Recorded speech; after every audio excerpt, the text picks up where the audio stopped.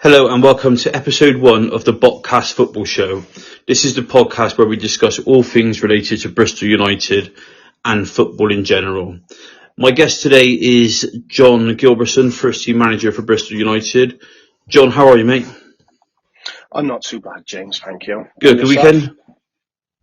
Yeah, it was a fantastic weekend, really, which I'm sure we'll discuss shortly. Yeah, we'll come on to that in a minute. And I'm okay, thank you for asking. Good weekend, went to football Saturday.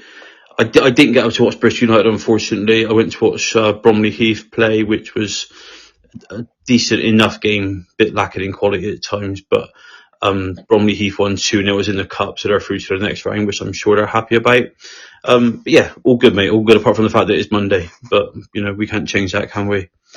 No. So I do like to start every podcast by doing a mental health and well-being check, because mental health is so important these days, and checking on people is equally as important. On a scale of 1 to 10, how are you?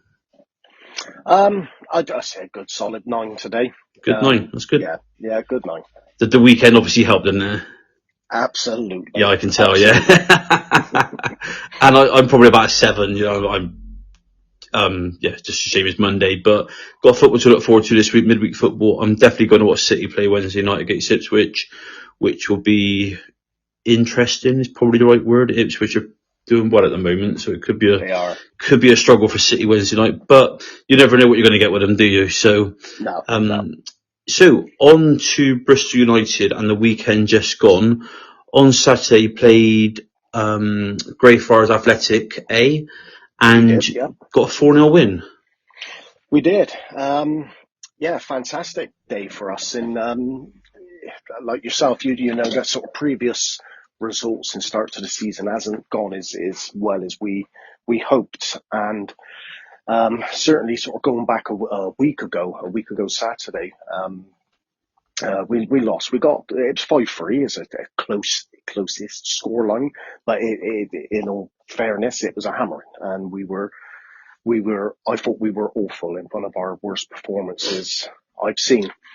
And that sort of culminated in a good long discussion in the changing room. So no sort of shouting or anything like that, but a talk amongst the team and players and myself, and where we go from here, because I felt they're sort of under pressure, and the performances was getting worse, and it was a great sort of 40-minute honest conversation between like a manager and players, and footballers and people more importantly than the sort of football titles.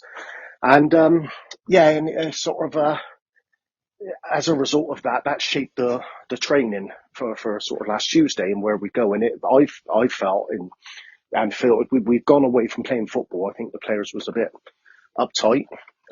They wasn't playing relaxed. They wasn't attempting to play football for fears of probably making mistakes. And so we stripped all that back this week and went right back to basics. And Saturday was probably one of our best displays probably ever. Real simple football. I sort of tasked the players with, forget about the result now today. I'm not worried about a result. What I do want you to do is to sort of have the training ground mentality of actually 2 touches and no overhead. And that was the clear message given to the players. No more, no less. Go out, enjoy it, relax. And the rules are 2 touches, no overhead.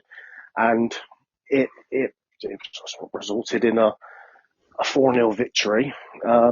And like I said, probably one of our best performances during the sort of past season and a bit, really. Yeah, that's good. I mean, I noticed as well on your recording, you said you weren't too worried about I think on your pre-match video you did on YouTube, you said you weren't too worried about the result. You just wanted to see football being played. Which it sounds like I said, unfortunately I didn't see the game. It wasn't recorded because I didn't want it recorded. But I saw one of the goals that someone put online, and it was a very, very good goal. It was played out from the back, 1-2 touch football, and a first time finish as well. And it was a goal. It must have given you immense satisfaction, really. It was, yeah, and it's Tuesday night for the lads. And I'll go back to the sort of Tuesday training because we've really stripped it back to basics training, and for a lot of the lads, it was probably a boring session.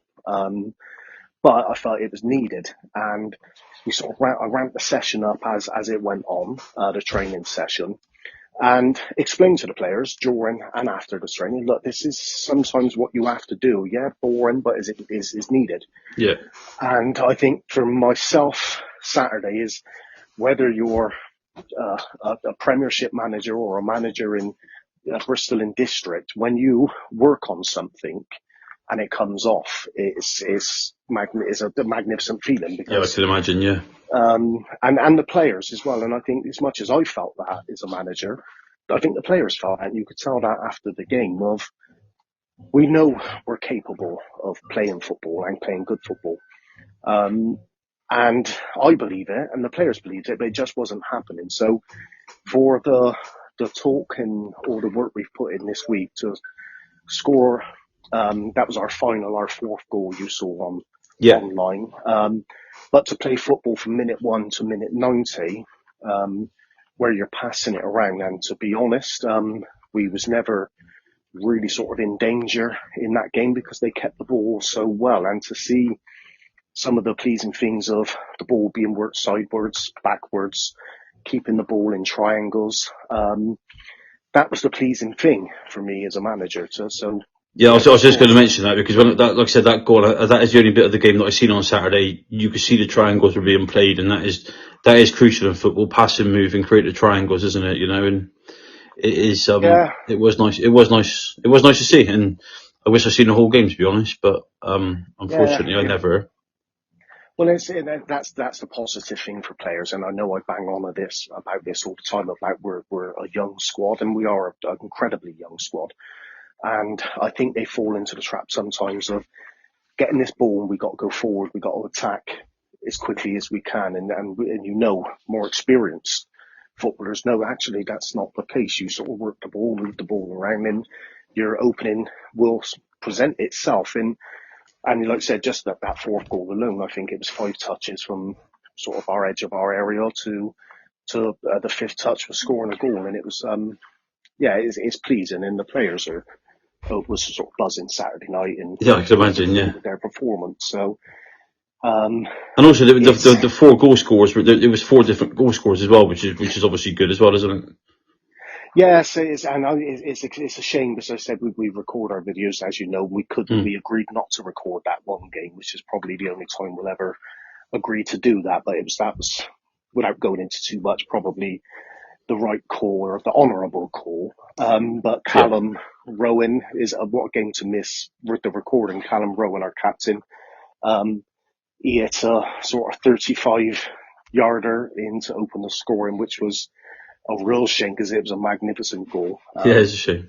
From Callum. And our second goal again came from a corner, and Sam Morgan done well and nodded the ball back across, and Tom Blake, our striker, with an instinctive edit finish. George Pesey with the third, a great finish, and the beauty of it was substitute come on Dan Little, doesn't score many, Dan, and that's being kind. So, like I said, it was the first time a fantastic finish from somebody you wouldn't necessarily put that down of getting himself in those kinds of positions. And again, the video cuts off, but how all the team sort of congratulated Dan shows the sort of spirit and the togetherness of what we got at the club. Yeah, and also it might give Dan a bit of confidence if he's not been scoring many, then it can't do no harm, can it? That's for sure. No, and I was really pleased for Dan because he works hard, Dan, and he's got a great attitude. So if anybody deserves to celebrate in that moment, it was him. It's him. Good for him. And you have 4 different goal scorers, yet the man of the match wasn't one of the goal scorers, it was Josh Gilbertson. Yeah, so it was again I sort of hinted at this in my sort of pre-match video, what was recorded. It was a change for me because Josh is our main striker. He's a sort of 20-30 goals a year in and year out, and he's is our star striker. Yeah. What I've been blessed with this year, we found a bit of a gem in terms of what we worked on in pre-season with George Pesey up front. So George, I think that was his 9th goal in 5 games. So what it allowed me to do was change the formation and change the personnel in the positions. And Josh, although he's only 20, he's a great footballer, and it allowed me to give a bit of a free role to Josh in a deeper position, which, to be honest with Joe, I'm not singling anybody out because it was a fantastic performance from everybody, but that certainly made a big difference to us to have a strong footballer in a free position where he was picking the ball up deep and starting attacks from sort of a deeper part of the pitch. So it was close because there was a couple of people who ran him really close for man of the match, but Josh did sort of set the tone and dictate the play. So that was why he was awarded man of the match. Yeah, no, fair play. Yeah, I mean, it's good to have players that can score goals and affect the play from deeper as well, isn't it? So yeah, it's good all round. Obviously, Josh is your son as well, isn't he? Is that right? He is my son, yes. Yeah. So there's no favouritism going on there. No favouritism. In fact, the assistant manager, Ashley Tamlin, because I was sort of probably swaying towards somebody else, but Ash is my sort of conscience with this because I tend to go against my family sometimes, making sure you don't show favouritism. And Ash pulled me to one side and he said, "Look, if this was somebody else and not Josh, you'd give it to him." Giving him the man of the match." So yeah, Ash was the real sort of deciding factor in that. Yeah, fair play. I mean, do all your sons play for the club? They do, yeah. So we've got 4 boys. Yeah. Billy. So it starts with Jack's the eldest, Michael, Billy, and then Josh being the youngest, the sort of baby of the family. Mm. But yeah, they all play, which is, as a father, it's nice. Yeah. Manager less so because it's like I said, I work them a little bit harder than everybody else, and I think they have to prove a point more than anybody else to make sure there's no favouritism going on. But it's all taken in the spirit it is meant to be taken in, obviously. Absolutely, yeah. And in terms of the team, I mean, have you got a sort of a preferred formation for the team to play in? There's a few. Over the sort of past 12 months, we've worked on a couple of formations, and we do like to change it up. And one of my personal favourites, and I think our best formation is like a 3-5-2. Yeah. But then from time to time, we will change to a 4-4-2 or a 4-1-3-2. So it's all sort of variants around 3 or 4 formations that the lads are sort of comfortable with. Yeah, and depending on who's available and who's playing. That's what I was just going to say, yeah. It sometimes changes, yeah. Yeah, fair. And do you put much, obviously you think about the opposition, but do you look at what they're doing as well before the games and see what they've done previously? Not too much because, one, I would like to, but first of all, I'm a big believer, and I think if we play our game, I'm not too worried about opposition because I think it's dangerous to think they might have a fast winger, fast striker, big centre. You suddenly start changing your own game to accommodate, and I don't think that's always the best thing to do. Yeah. But at our level, even if you had scouting, I could watch a team Wednesday night who would play in the following game. And at our level, that team could change 60% because we're at the level of it's not constant teams, the same team. So even with that, sometimes I've watched the team and you think we're playing those in 2 weeks' time, and you turn up to a game and there's completely different people playing. So it's a bit redundant, but I'm still a big believer in if we do the right things and play to our potential, I'm more than confident of beating most sides and sort of dictating the game, really. But yeah, I mean, I think that's a general consensus. And look, worry about what you're doing. Don't worry about what the other teams are doing. Yeah. And the result on Saturday moved the club up to 11th in the table. 6 games played, 7 points from 6 games, but there's not that much of a difference. A couple of wins and you can go right up the table, can't you? So I suppose it's still early days at the moment, isn't it? Yeah, and I think we got sort of 1 or 2 games on most people as well, so we played less. So again, yeah. But as my promise, even though as a manager, my promise to the players, and this is the vow we sort of made together this week, was up until Christmas, forget about results, forget about promotion.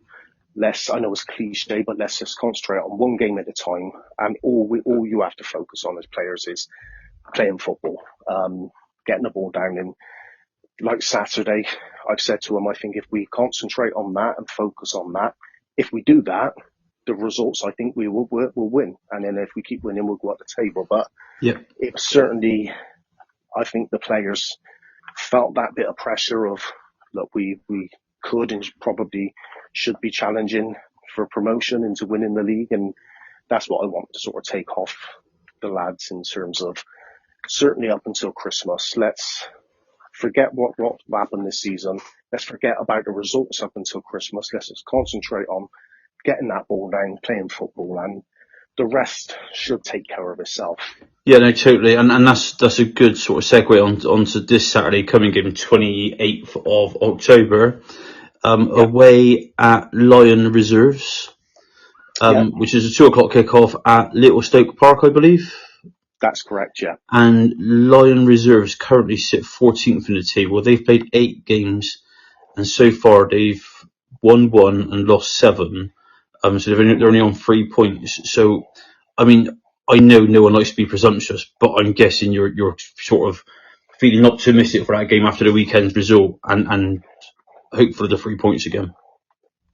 I am, yeah. You're right. You can't help but look at that. And it's not about sort of trying to be clever and not be presumptuous, but I'm experienced enough to know that with our team, one result and one great performance Saturday, we're equally as prepared as going out and playing rubbish again Saturday, because that's what I've seen 3-4 games ago. And I think that's my main concern is if the lads think they cracked it this week and sort of rest on their laurels and then go back to playing how we did 2 or 3 games ago, then we're going to probably struggle Saturday. We might nick it 1-0, we might lose 1-0. Yeah. So dependent on our lads and our own team, it all depends on what team turns up. Now, I think they're going to be focused. I think it's really going to sort of hit home how they played Saturday, because this wasn't just a team talk. This was a different direction for the club this week. So I don't think we're going to get that. But then it's my job to remind the players, look, just because we've done it once now, it's about doing it week in and week out and getting that same sort of mentality towards a game. If we go out and do that, then I'm confident we'll get results against most sides. But I mean, you'd rather be playing a team what's nearer the bottom than at the top, because you assume they're probably not as strong. Yeah, I mean, just looking at the table, they got Lions Reserves, they've got minus 15 goal difference, and Bristol United's goal difference is currently 0. Yeah. But like you said, you just don't want to go into the game complacent and sort of slip back into bad performances, do you? So absolutely, and that's what it's going to be this week, to focus on this week, of getting their mindsets ready, because I know what they got in their boots and their legs, and they're more than good enough. But if without that correct attitude, you're not going to go far. No, of course, no. I think it should be a good game. And is that on grass or 3G up there? I'm assuming it's grass. Yeah, I think it is as well, yeah. I'm pretty sure it is, but not 100%, but I'm pretty sure it is. I mean, to be fair, I think the clubs on Saturday that were at home did a good job getting the games on, because I know you mentioned it on your pre-match video, but I thought a lot more games were going to get called off than what actually did get called off, so fair play to them. And fair play to the groundsman who looked after the pitch for Saturday's game, because it was a nice pitch to play on. The grass, it's in good condition. And it was nice. It was firm but soft to play on, and so they did a good job there with the pitch Saturday. Yeah, let's hope the weather this week's a little bit better than it was last week, because it was horrible last week, wasn't it? Yeah, fingers crossed. Yeah, fingers crossed, mate. Right, so as I said, that's at Little Stoke Park Saturday, 2:00 kickoff. Obviously, all supporters welcome as always. Now, away from Bristol United, John, you are a Spurs fan. I am, yeah. And you also, I said I wasn't going to mention them, but I can't not mention them. You're also a Bristol Rovers fan, but no one's perfect, are they? Yeah, and I just need to correct you. I'm a Bristol Rovers fan first, and then a Spurs is my second side. Well, that was going to be my next. That was going to be my next question, actually. Rovers or Spurs, but that answers that question. Well, I thought I might, just in case you dodged it, James. I thought I'd push the mighty gas up really along and be the number one. The mighty gas. Oh, I don't know about that. I don't know about that. But so away from Bristol United, I mean, I know Bristol United takes up a lot of your time. I take it football is your main passion. Yes, yeah, 100%. And do you watch a lot of football on the telly? I do, yeah. I mean, I don't get to live games nowhere near, well, hardly ever now, because it's difficult, isn't it? Manchester Bristol United, and we train and play on the same time as like the local Rover sides do. So that's nigh on impossible now. But yeah, I watch as much football as I can on the TV, especially with Spurs. I mean, that's a luxury to be able to watch a lot of Spurs games, and I know they're playing tonight. So well, they're on twice this week, aren't they? They're on tonight against Fulham, and then Friday night against Palace. Friday night. Yeah, so I love a night match. So a Monday night and a Friday night is fantastic this week. So yeah. And it's been a pleasure watching Spurs this year, because and this is why people need to feel sorry for me. I'm a Rovers fan and a Spurs fan, and what a last couple of sort of years you've had to endure. It's not the best of times, have you? But Spurs have been hard the last 3 years.